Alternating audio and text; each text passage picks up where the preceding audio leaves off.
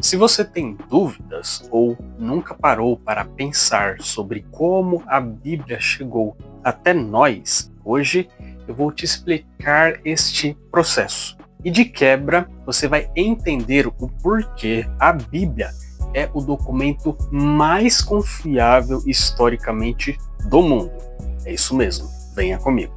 Já vimos em outros vídeos que o ser humano rompeu o relacionamento que ele tinha com Deus e entrou em um estado de morte espiritual por causa da queda. Também já vimos que, por ter sido uma escolha livre, voluntária e plenamente consciente de nossos representantes, Adão e Eva, Deus poderia muito bem ter feito toda a justiça e optar por não interferir nesta decisão humana.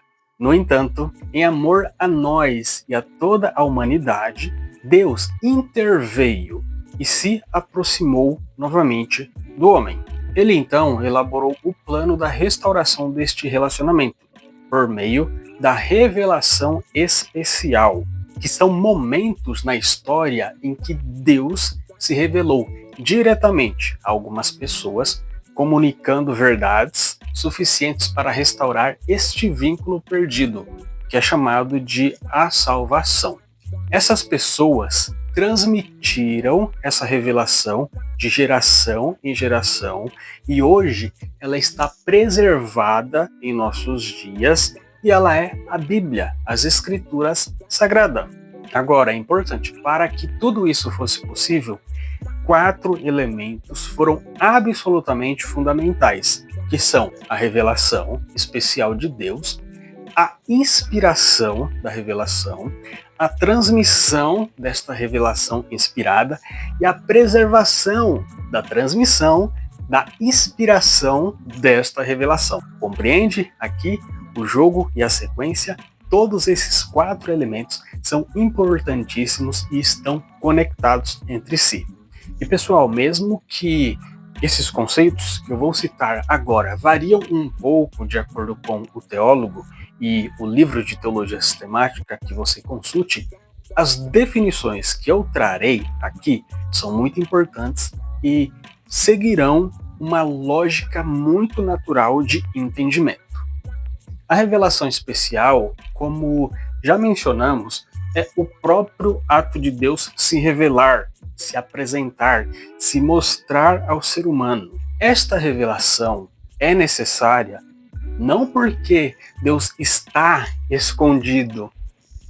Na verdade, Paulo vai afirmar que Deus pode ser conhecido até mesmo se nós tateamos e que a própria natureza revela os seus atributos. Vamos lembrar esses textos?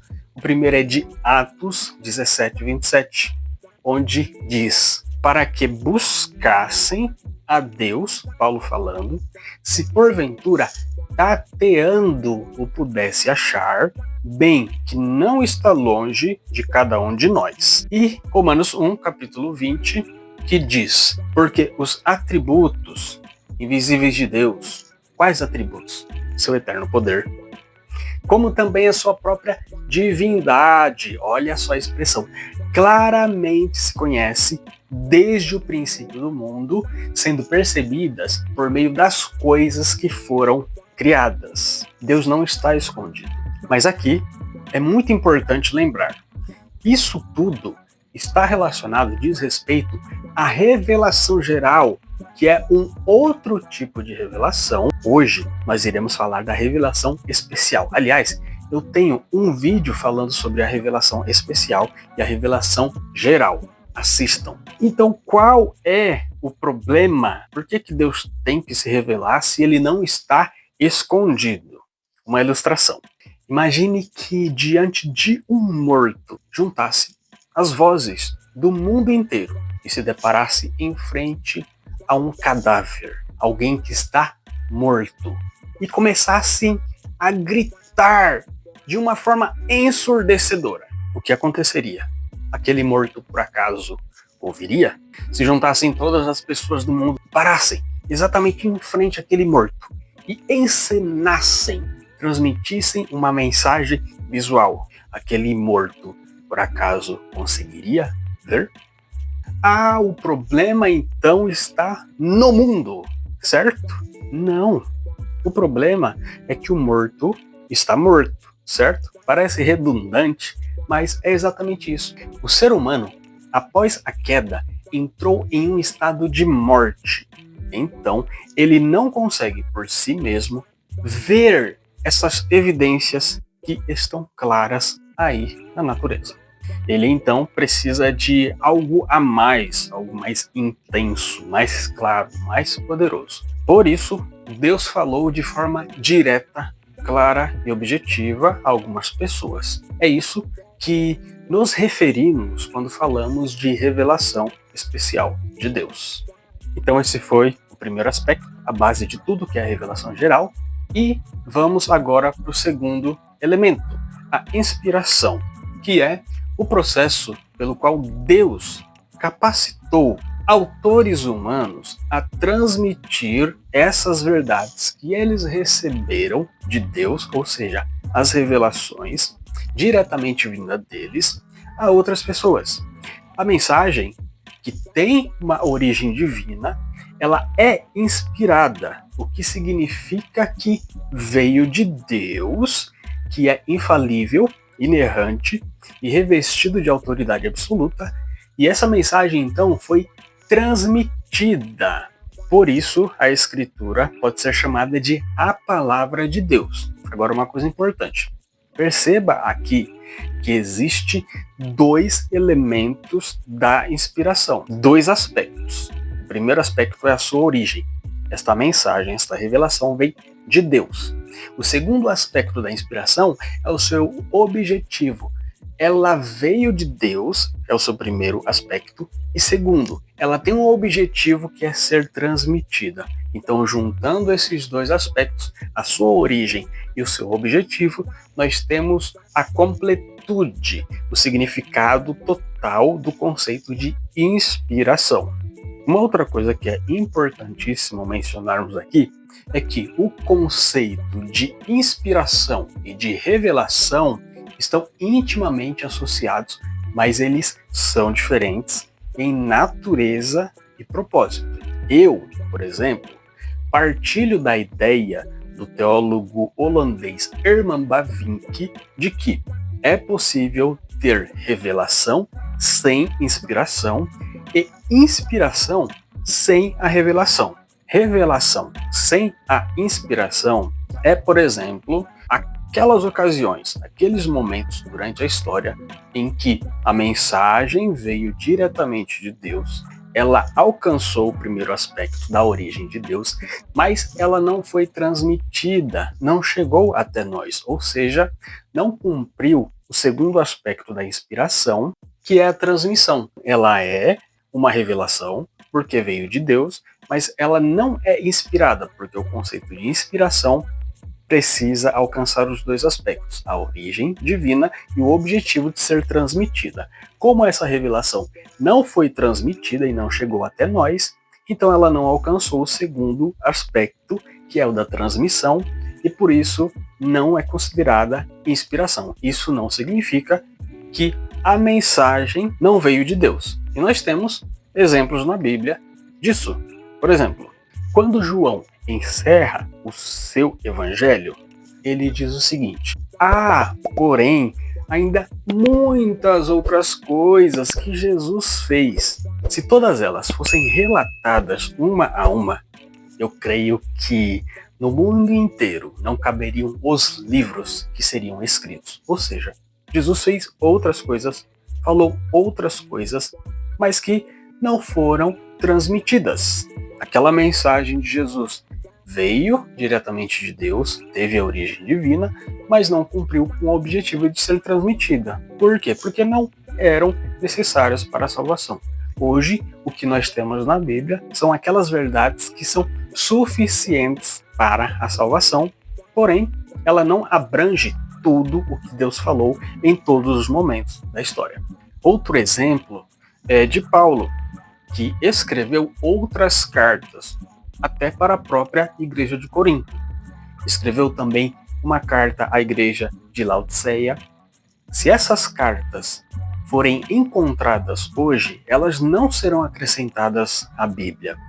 Elas foram mensagens vindas de Deus, porém, por não serem preservadas, elas não são inspiradas, porque o conceito de inspiração precisa alcançar os dois aspectos, a origem divina e o objetivo de ser transmitida.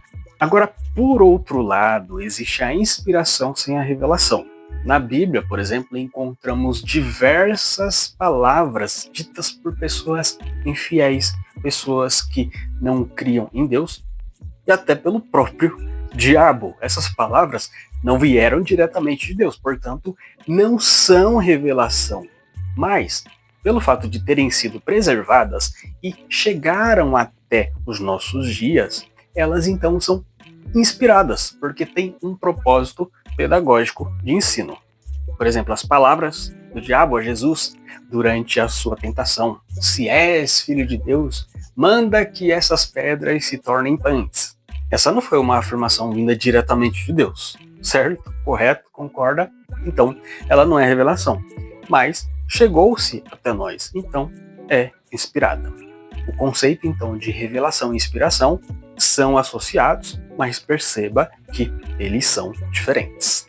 Agora, a transmissão, pessoal, a transmissão dessa revelação inspirada, que é o processo pelo qual as verdades reveladas e inspiradas por Deus foram comunicadas ao longo do tempo. Essa transmissão aconteceu principalmente de duas formas: da forma oral e pela forma escrita.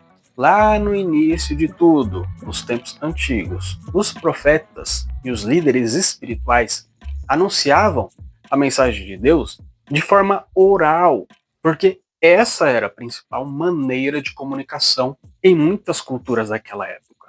E com o passar do tempo, essas mensagens foram cuidadosamente registradas por escrito, o que garantiu a sua preservação de forma escrita e o que tornou possível o acesso delas por gerações futuras até chegar aos nossos dias. Este processo foi fundamental para que a revelação divina cumprisse seu propósito, que é tornar conhecida a vontade e a verdade de Deus e o seu plano e a sua salvação para toda a humanidade. Agora, a preservação desta revelação que foi transmitida e que é inspirada. A preservação da revelação é o que garante que esta mensagem revelada, inspirada e transmitida por Deus permaneça íntegra e acessível ao longo das gerações. Porque Deus não apenas inspirou os autores das Escrituras, mas também providenciou a sua preservação. A forma escrita é a maior evidência desse cuidado divino, porque assegura que a mensagem revelada continua disponível de maneira fiel, confiável e segura até os nossos dias. Ao longo dos séculos, copistas, tradutores e líderes da igreja tiveram este papel de proteger as escrituras contra a deturpação, a corrupção e distorções. Mas esta preservação não foi apenas um esforço humano. É claro que foi, acima de tudo, um processo sustentado pela providência, soberania e poder de Deus. Então, mesmo sem os apóstolos em vida, nós podemos confiar plenamente que, através de séculos e por meio de diferentes traduções e cópias, as Escrituras permaneceram um ponto seguro de referência para a verdade divina, para a revelação de Deus. Deus mesmo garantiu que a sua palavra continuasse preservada, viva e eficaz, cumprindo seu propósito redentor por todas as gerações. E a Bíblia é o livro mais estudado e mais lido do mundo e por todos os tipos de pessoas, por aqueles que creem nela e por aqueles que são críticos e céticos a ela, por aqueles que a amam e por aqueles que a rejeitam, por aqueles que querem continuar preservando ela e por aqueles que querem destruí-la. Ela é o documento com maior número de avaliações críticas textuais do mundo e possui o maior número de manuscritos antigos existentes para qualquer obra literária histórica do mundo. Para se ter uma ideia, olha só, o Novo Testamento possui cerca de 5.800 manuscritos, além dos mais de 10.000 em latim e 9.300 em outras línguas. Agora, se você comparar isso com outras obras, por exemplo, os escritos de Homero, nós temos cerca de 1.300 manuscritos. De César, por exemplo, a Guerra das Gálias, apenas cerca de 10 manuscritos. De Platão, por volta de 7. A Bíblia, portanto, supera em milhares qualquer outra obra da antiguidade em termos de documentação textual manuscrita.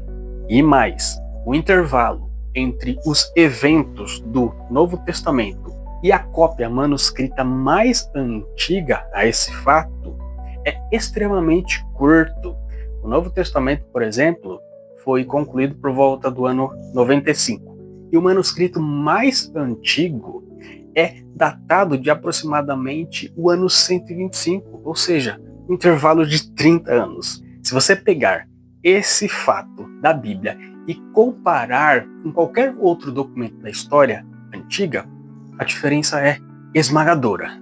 A cópia mais antiga do manuscrito sobre Platão está, por exemplo, separada a 1.200 anos de espaço entre Platão e a sua cópia manuscrita mais antiga.